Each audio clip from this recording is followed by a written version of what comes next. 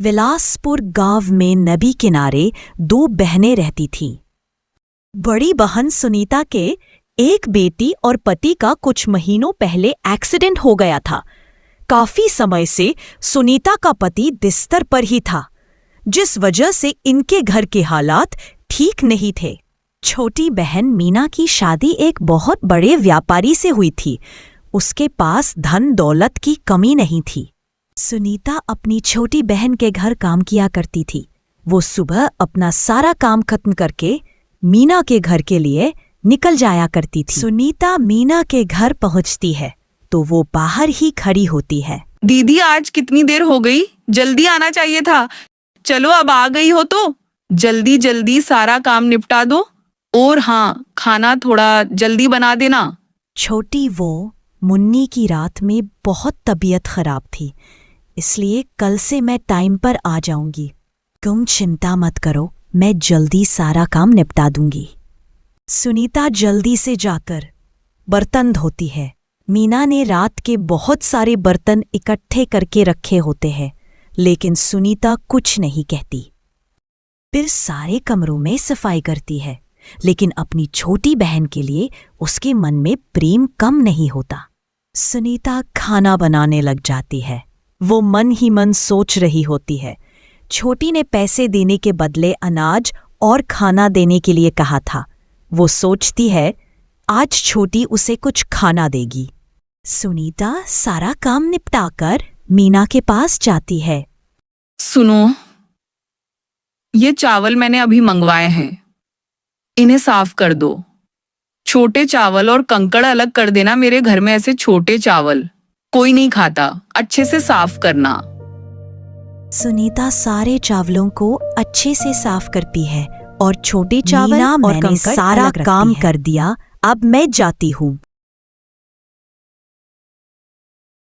दीदी रुको, मैंने पैसों के बदले अनाज देने को कहा था। ये लो, छोटे चावल हैं, इसे साफ करके बना लेना। मेरे घर में कोई नहीं खाता। सुनीता चौंक जाती है। सुनीता पूरे रास्ते परेशान रहती है। अब वो इन चावलों से क्या बनाएगी? न कुछ सब्जी न दाल। वो बस वही सोच रही होती है, वो पिंकी को क्या बोलेगी। सुनीता घर के नजदीक पहुंचती है तो पिंकी बाहर ही खड़ी होती है, लेकिन सुनीता कुछ नहीं बोलती। वो सीधा घर में चली जाती है और सुनीता बैठे होते हैं। तभी पिंकी बोलती है, माँ, मुझे बहुत तेज भूख लगी है। मौसी ने कुछ नहीं दिया क्या खाने को? दिया है न बेटी, मैं अभी चावल बना देती हूँ। फिर दोनों माँ बेटी मिलकर खाना खाएंगे।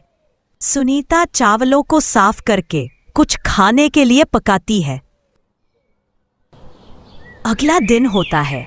सुनीता जल्दी मीना के घर के लिए निकल जाती है।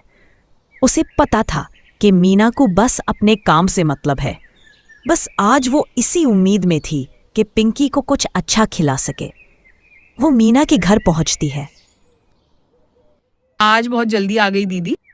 चलो सारा काम निपटा लो, आज कुछ अच्छा बना लेना खाने में। हाँ मीना, मैं जल्दी काम निपटा लूंगी। सुनीता सबसे पहले जाकर बर्तन धोती है और सारे घर की सफाई करती है। वो रसोई में जाती है, खाने बनाने तो देखती है। पनीर रखी है। वो बहुत खुश होती है कि आज उसे मीना कुछ सब्जी तो देगी ही। मीना पनीर रखी थी, मैंने उसकी सब्जी बना दी है। दीदी ये लो, कल रात का खाना बचा था, ये ले जाओ। आज सब पनीर खाएंगे। कल जल्दी आना, कल हमारी शादी की सालगिरह है। हमने फंक्शन रखा है, टाइम से आ जाना, लेट मत करना। सुनीता चुपचाप रात का खाना लेकर घर चली जाती है, लेकिन उसके मन में एक उम्मीद होती है, कल फंक्शन होगा तो कुछ अच्छा बनेगा, पिंकी खुश हो जाएगी।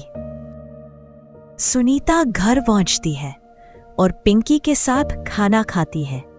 मदन पास बिस्तर पर बैठा होता है। पूरा परिवार जल्दी खाना खाकर सो जाता है। अगले दिन सुबह सुनीता जल्दी घर का काम करके निकलने वाली होती है। माँ, आज इतना जल्दी कहाँ जा रही हो? कोई बात हो गई है क्या? नहीं बेटा, मौसी के घर जा रही हूं। आज उनके घर दावत है। काम बहुत होगा। शाम को आज तुम्हारे लिए पकवान लाऊंगी, अच्छे अच्छे। सुनीता ये बोलकर वहां से चली जाती है। पिंकी खुश होकर बाय करती है। सुनीता मीना के घर पहुंचती है तो देखती है तरह तरह के पकवान बन रहे हैं। अच्छा हुआ दीदी तुम आ गई। चलो जल्दी अंदर, बहुत सजावट करनी है। बहुत सारे नामी व्यापारी आने वाले हैं आज। सभी इंतजाम अच्छा होना चाहिए। हाँ मीना, किसी चीज की कोई कमी नहीं होगी। मैं सारे इंतजाम अच्छे से करूंगी।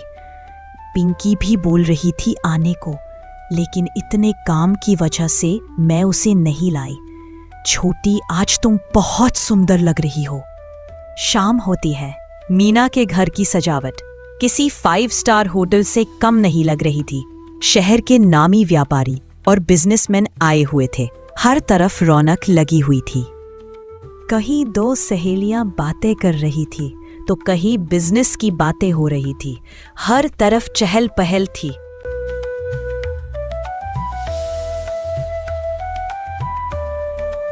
लोग इकट्ठे होते हैं। बहुत धूमधाम से सालगिरह मनाई जाती है।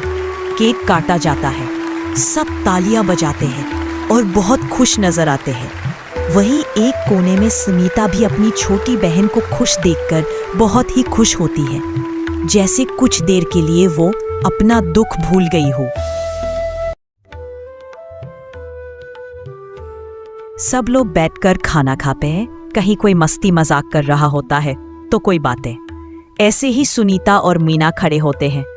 वो दोनों मेहमानों की खातिरदारी में लगे होते हैं। जैसे तैसे मीना का फंक्शन बहुत अच्छी तरह से निपट जाता है। तभी मीना सुनीता को अपने पास बुलाती है। सुनीता खुश होती है कि मीना अब उसे भी खाना खिलाएगी, लेकिन उसकी खुशी बस 2 पल की ही थी। दीदी, आज फंक्शन बहुत अच्छी तरह से निपट गया। जैसा मैंने सोचा था उससे भी अच्छा, और खाना भी बहुत मजे का बना था। दीदी, बहुत सारा खाना बच गया है। आप जरा उसे रसोई में ढक कर रख दो और सफाई भी कर देना। सुनीता सारा खाना रसोई में रखती है और बर्तन धोती है और सफाई करके मीना के पास जाती है। दीदी ये लो, ये कुछ मीठा के चूरे हैं और थोड़ी बची खुची सब्जी पूरी भी है। तुम ये ले जाओ, पिंकी को भी खिला देना। मेरे घर ये चूरे और टुकड़े कोई नहीं खाएगा, फेंकने में जाएंगे। कल जल्दी आ जाना। सुनीता शांत हो जाती है। उसे आज पता चल गया था मीना बस उसकी कहने को सगी बहन है, लेकिन उसका बर्ताव किसी वैर से भी गया गुजरा। उसे ये तो समझ आ गया था कि उसकी बहन के अंदर दिल नाम की कोई चीज नहीं है। वो चुपचाप वहां से दुखी होकर चली जाती है और मन ही मन ये सोचती है कि अब वो दोबारा कभी इस घर की तरफ नहीं आएगी। सुनीता यही सोच रही होती है, काश पिंकी के पिताजी ठीक होते तो किसी के घर काम न करना पड़ता। सुनीता रास्ते में नदी किनारे बेंच पर जाकर बैठ जाती है। हे भगवान, ये कैसी परीक्षा ले रहे हो। ऐसी जिंदगी से तो अच्छा मर जाना ही अच्छा है। मैंने अपनी मासूम बेटी से पकवान लाने का वादा किया था, अब उसको क्या बोलूंगी। बस अब और नहीं, इस नदी में कूदकर मैं अपने प्राण त्याग दूंगी। सुनीता ये सोच ही रही होती तभी वहां आकर एक लाल तोता बैठ जाता है।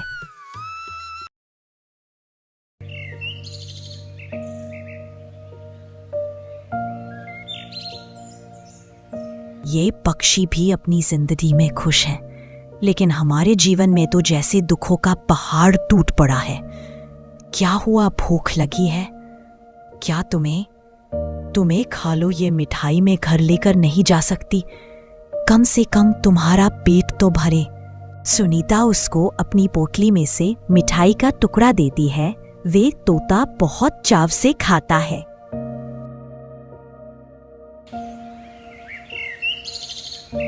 शाम होती है। सुनीता अपने घर पहुंचती है। वे जैसे ही अपने घर के अंदर जाती है तो चौंक जाती है उसका बीमार पति जो महीनों से बिस्तर पर था, अब वो स्वस्थ और खड़ा हो गया है, और दूसरी तरफ उसका घर हीरे चांदी और बेशकीमती मोहरों से चमक रहा था। उसे समझ नहीं आता ये सब कैसे हुआ। आखिर भगवान ने उसकी याद सुन ली। कई दिन बीत जाते हैं।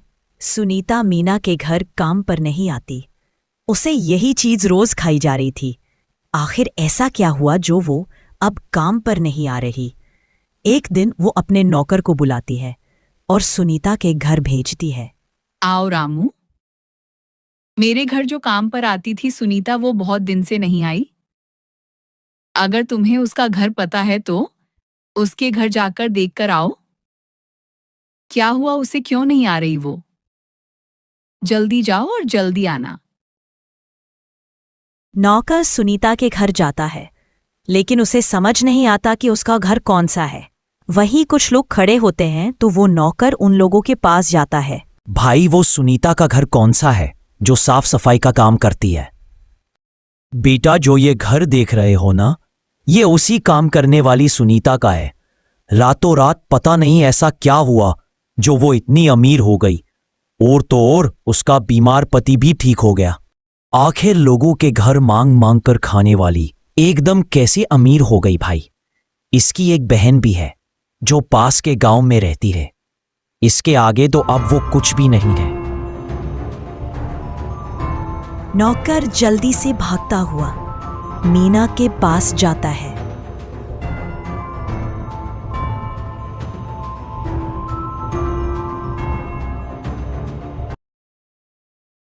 मालकिन, आपकी बहन बहुत अमीर हो गई है।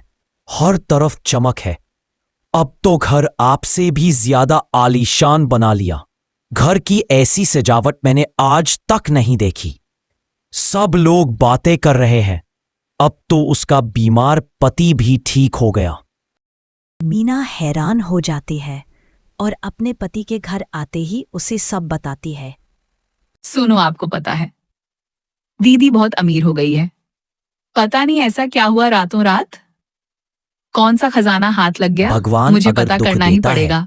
तो सुख एक दिन जरूर मिलता है। तुम क्यों परेशान होती है? हम नई काम वाली रख लेंगे। मीना जल्दी से सुनीत के घर के लिए निकलती है। उसके घर पहुंचती है तो हैरानी से उसकी आंखें फट्टी की फट्टी रह जाती है। उसके चेहरे से साफ पता चल रहा था कि उसे कितनी ईर्ष्या अपने मन में रखी है। दीदी, कितने दिनों से तुम काम पर नहीं आई, तो मैंने सोचा तबीयत खराब होगी, मिल आऊं। यहां आकर देखा तो महल जैसा घर, ऐशो आराम। ऐसा क्या हुआ दीदी जो तुम इतनी अमीर हो गई?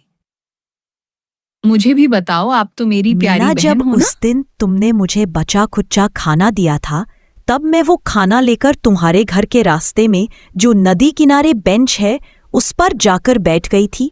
तभी एक लाल तोता आया और मैंने उसे कुछ खाने को दिया। बस जब घर आकर देखा तो खजाने से मेरा घर भरा था। मीना अगले दिन अपने घर से एक पोटली लेकर निकलती है और नदी किनारे बेंच पर जाकर बैठ जाती है और अपना झूठा दुखड़ा रोने लगती है। है भगवान, आपने मुझे इतना गरीब क्यों रखा? आज हम लोग क्या खाएंगे? मेरा पति भी बीमार है। मैं अपने प्राण इसी नदी में त्याग दूंगी। तभी वहां वही लाल तोता आता है। मीना उसे पोटली में से कुछ खाने को देती है। मीना सोचती है अब तो उसे भी सोना चांदी मिलेगा, लेकिन तभी वे तोता बोल पड़ता है। मूर्ख औरत, तूने क्या सोचा? तू मुझे कुछ खाने को देगी तो मैं तेरी बातों में आ जाऊंगा। लालची औरत, तुझे अपनी बहन से कितनी ईर्ष्या है। जा, मैं तुझे श्राप देता हूँ। तेरा महलों जैसा घर झोपड़ी में बदल जाए और सब सोना चांदी पत्थर में बदल मीना जाए। जल्दी से भागती हुई घर की तरफ जाती है। इसे अब समझ आता है कि उसने कितनी बड़ी गलती करी।